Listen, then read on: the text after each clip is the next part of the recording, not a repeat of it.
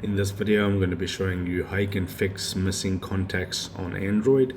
Okay, so first of all, open up your settings, and once you're on your settings page, you want to scroll down till you see the option Google Services.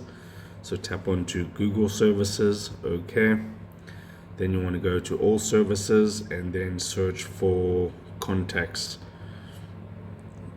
Okay, connected devices, privacy, autofill, backup, Google Contact Sync.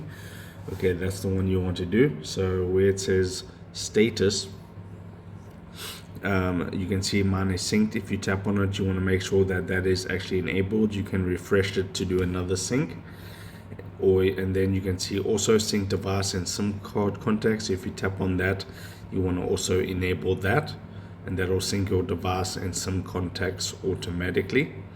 Okay, so you want to enable that and choose your account.